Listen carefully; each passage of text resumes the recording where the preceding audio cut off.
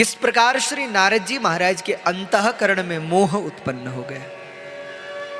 जरा विचार करिए, जब नारद जैसों को भी मोह हो सकता है तो फिर हम और आपकी क्या गिनती।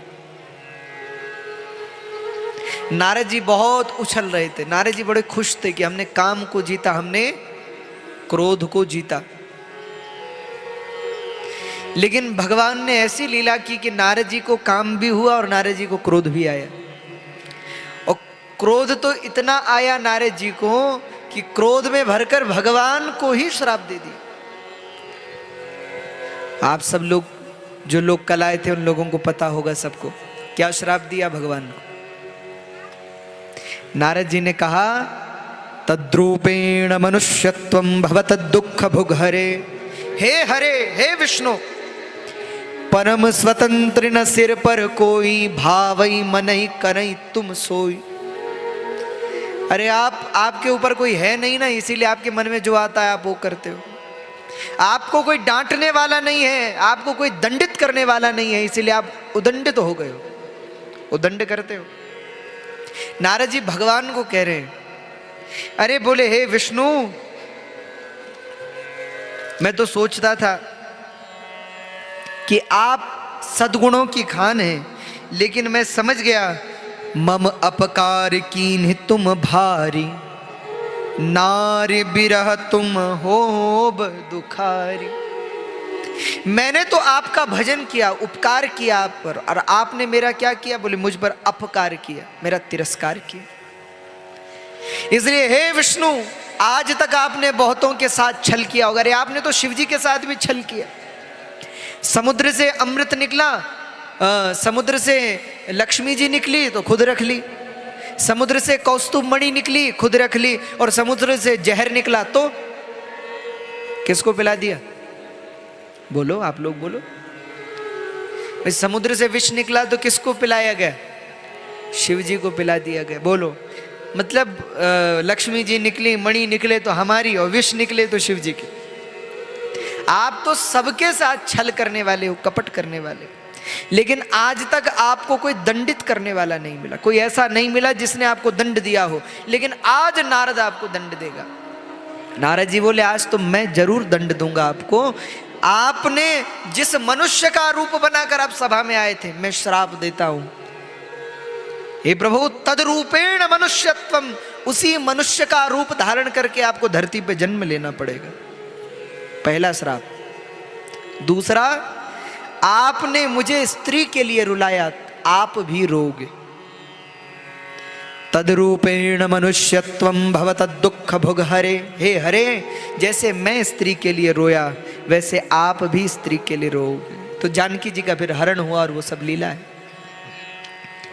बोले इतना ही नहीं, यन मुखम कृतवान में त्वम, आपने मुझे बंदर का मुख लगाया। अरे कोई बात हुई, आपने मुख बंदर का, तो यन मुखम कृतवान में त्वम ते भवन्तु सहायिना, उन्हीं से आप सहायता मांगोगे, वही आपकी मदद करे, यही बंदर आपकी सहायता करे। तो महाराज राम जी ने वानरों की सेना बनाई और रावण पे आक्रमण किया। नारद जी का श्राप सार्थक हो। बाद में तो नारद जी जब क्रोध ठंडा हो गया तो क्षमा भी मांगी। प्राय ऐसा होता है, हम क्रोध में भर जाते हैं तो कुछ भी बोल जाते हैं, और बाद में क्रोध में बोले गए शब्दों के लिए जिसको बोलते हैं उसे तो पीड़ा होती ही है, लेकिन बोलने वाले को भी दुख होता है कि ऐसा मैंने क्यों कह दिया। इसलिए क्रोध नहीं करना चाहिए। विद्वान लोग सदा क्रोध से बचते हैं, क्योंकि क्रोध तो मूर्खों की पहचान होती है, वही लड़ते फिरते हैं। और देखो, क्रोध दूसरे को बाद में जलाता है, पहले खुद को जलाता है। आपने देखा होगा, जिसको क्रोध आता है उसका अपना शरीर कांपने लगता है, क्रोध पहले उसे परेशान करता है।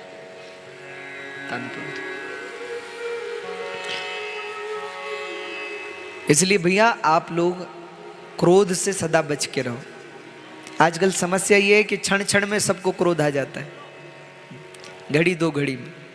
बच्चों को अलग क्रोध है, माता पिता को अलग क्रोध है, सब क्रोध में ही भरे रहते हैं 24 घंटे। क्रोध नहीं करना चाहिए। क्रोध करने से क्या होता है?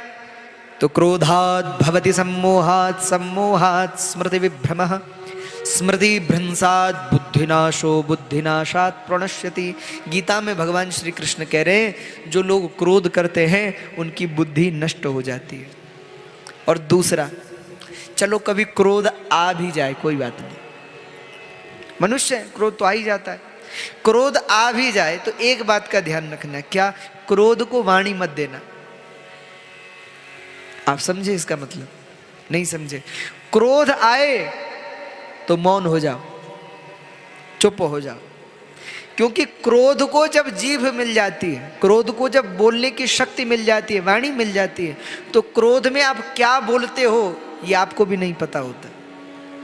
और आपने देखा होगा बाद में बड़ा दुख होता है, अरे हमने अपने बड़ों से या अपने छोटों से ऐसा क्यों कह दिया। इसीलिए क्रोध जब भी आए तो, क्रोध मुझसे कई लोग पूछते महाराज क्रोध आए तो क्या करें? देखो क्रोध आए तो सबसे पहली बात है एकांत में चले जाओ, अकेले में। और दूसरा, जिसको क्रोध आए आप लोग उसके आसपास मत रहा करो, वो दूर जाए तो अच्छा, वो ना जाए तो तुम चले जाओ। मान लीजिए किसी को क्रोध आ रहा है तो उसके पास खड़े मत रहो, क्योंकि क्रोधी व्यक्ति और पागल व्यक्ति में ज्यादा फर्क नहीं होता, वो दोनों कब क्या कर दें, कब किसको क्या कह दें क्या पता। तो भैया वैसे तो क्रोध मत करो, और क्रोध करो भी तो क्रोध को वाणी न मिले ऐसा प्रयास करो, एकांत में चले जाओ, अकेले में चले जाओ। और फिर क्रोध करना भी क्यों है? कलयुग में तो हर व्यक्ति क्रोध में ही है। एक बार एक व्यक्ति सामने से आ रहा था, तो किसी व्यक्ति ने उससे पूछा, बोले भैया कहां से आ रहे हो? तो उसने कोई उत्तर नहीं दिया। तो उसे लगा कि शायद बताना नहीं चाहते कि कहां से आ रहे हैं। चलो कोई बात नहीं, तो यही बता दो कहां जा रहे हो। तो सज्जन फिर से बोले कहां से? तो कोई बात नहीं, आ कहां से रहे हो उसे छोड़ो, ये बताओ जा कहां रहे हो। अब वो व्यक्ति था क्रोध में, तो जैसे ही पूछा कि कहां जा रहे हो तो वो क्रोध में बोला, बोले चूल्हे में, चलोगे? प्राय आपने घरों में भी देखा हो, कोई क्रोधी व्यक्ति से आप पूछ लो कहां जा रहे हो तो कहेगा कि आत्महत्या करने, चलोगे?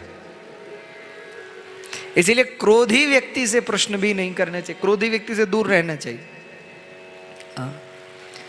क्योंकि क्रोधो अनर्थस्य कारणम, क्रोध महान अनर्थ का कारण है, क्रोध नहीं करना चाहिए। और फिर संतों का तो स्वभाव ही है सज्जनता। देखो जैसे दुष्ट का स्वभाव है दुष्टता, वैसे संत का स्वभाव है संतता, सज्जन का स्वभाव है सज्जनता। जब दुष्ट दुष्टता को नहीं छोड़ता तो सज्जन सज्जनता को क्यों छोड़े?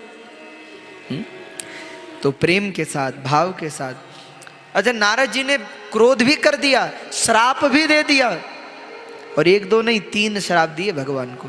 मनुष्य होने का, नारी के लिए विरह में पड़ने का, और बंदर सहायता करेंगे, ये 3 श्राप दिए।